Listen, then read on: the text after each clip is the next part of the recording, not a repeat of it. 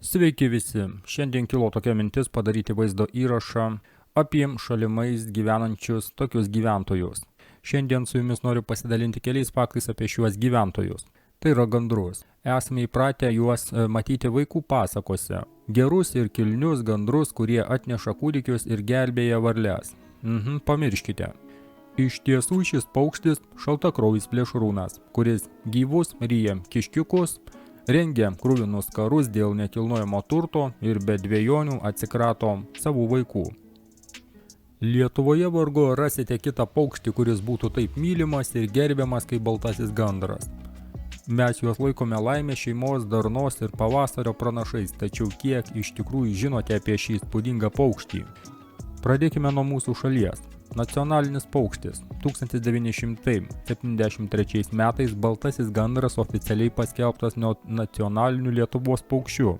Lietuva yra viena svarbiausių gandrų perėjimo vietų visoje Europoje. Mūsų šalyje peri daugiau nei 13–20 tūkstančių gandrų porų. Lietuvoje gandrai sudaro itin tankę populiaciją. Viename 1000 kvadratinių kilometrų čia peri gerokai daugiau gandrų nei daugumoje kitų Europos šalių. Jie gali sverti nuo 2,5 iki 4,5 kg. Gandro sparnų mojis gali siekti net iki 2,20 cm. Beje, gandro lizdas gali sverti toną. Gandras savo lizdą naudoja daugybę metų ir kasmet jį plečia bei remontuoja. Bėgant metams senas lizdas gali pasiekti 1,5–2 metrų skersmenį ir sverti nuo 500 kg ir daugiau, nei 1 tonos. Gandras negerasis pasakorius, o apskaičiuojantis plėšrūnas. Tai paplitęs mitas, kad gandras ėda tik varles, realybė kur kas žiauresnė. Tai 100% mėsėėdis medžiotojas su plačiu racionu. Meniu – gyvatės, driežai, graužikai, kurmiai, kiškiukai. Gandrai nevengia niokoti kitų paukščių lizdų, lesdami jauniklius. Tai ne piktumas, o išlikimo strategija. Dideliam paukščiui reikia daug kalorijų. Gandro snapas tai kaip ietis ar peilis vienu metu. Masyvus raudonas gandro snapas iki 20 cm ilgio. Tai idealiai išgalastas ginklas. Jis vienu metu ir tvirtas ir aštrus. Gandras netiesiog sučiumpa grobį, jis jį nužudo tiksliu smūgiu. Šiuo snapu realu pramušti graužiko kaukolę ar perkirsti gyvatę. Taip paukštis paralyžuoja pavojingą augą. Tais metais, kai maisto mažai, lizde įsijungia žiaurus natūralios atrankos mechanizmas. Tėvai fiziškai negali išmaitinti visų jauniklių. Silpni ir sergantys jaunikliai gali būti išstumti iš lizdo. Tai ne žiaurumas, o adaptacija, leidžianti išlikti bent daliai palikuonių. Beje, mitas apie amžiną gandrų sutuoktinių ištikimybę. Tai klystkelis, iš tiesų jie ištikimi ne partneriui, o lizdui. Patinas atskrenda pirmas ir užima savo namus. Pirmąjį patelį, kuri pasirodys šalia, jis ir sudarys porą šiam sezonui. Tai strategija garantuojanti greitą perėjimo pradžią. Baltojo gandro balso stygos beveik visiškai redukuotos. Jis nemoka dainuoti, karksėti ar rėkti. Vienintelis garsas, kurį jis gali skleisti, tai garsus kalenimas snapu. Šis kulkosvaidžio ritmas tarnauja bendravimui, partnerio viliojimui, teritorijos žymėjimui ir sąveikai su jaunikliais. Beje, dar faktas apie sparnus. Kad taupytų jėgas migracijos metu, paukščiai beveik nemojuoja sparnais. Jie suranda šiltas kylančias oro sroves ir sklando juose, kaip sklandytuvai. Būtent todėl jų maršrutai visada driekiasi virš sausumos, nes virš jūros tokių srovių nėra. Gandrai nebijo gaisrų, jie jais naudojasi. Paukščiai specialiai skrenda prie stepės ar miško gaisro krašto. Išgąsdinti graužikai ir gyvatės bėga nuo ugnies, tapdami lengvų grobių. Tai pavyzdys, kaip didelis paukštis galingai naudojasi gamtos katastrofomis.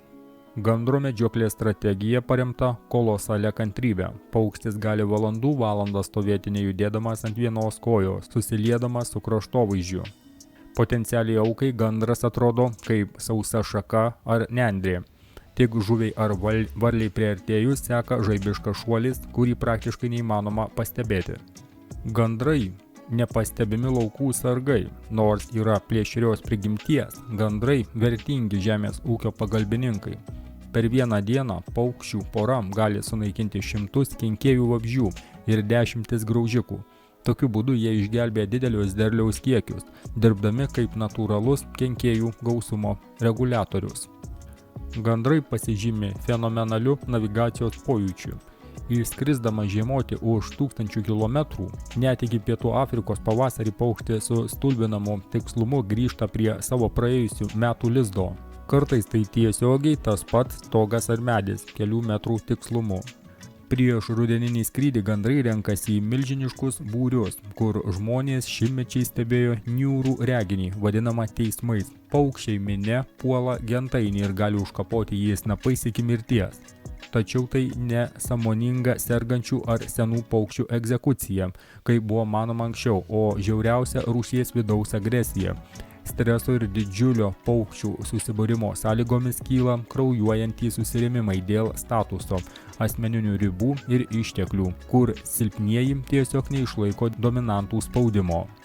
Gandrai negeria skrisdami, priešingai nei kiti paukščiai. Daugelis paukščių, pavyzdžiui, kregždės ar kirai, moka gerti vandenį tiesiog skrisdami virš vandens, telkinio paviršiaus ir pasisemdamas jį snapu. Gandrai taip nemoka. Kad numalšintų troškulį, gandrui būtinai reikia visiškai sustoti, giliai įbristi į vandenį ir pasisemti jo snapą. Ir tik tada aukštai užversti galvam, kad skystis nutekėtų į strakalą, stemplę. Per didelius karščius jaunikliams gresia dehidratacija. Tėvai padeda atnešdami vandens snapu ir siūlydami jį jaunikliams tiesiogiai. Be to, suaugę paukščiai stengiasi dažniau atnešti grobio su dideliu drėgmės kiekiu.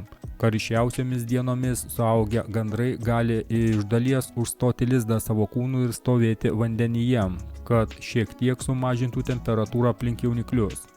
Pastaraisiais metais Europos ornitologai pastebėjo gąsdinančią tendenciją.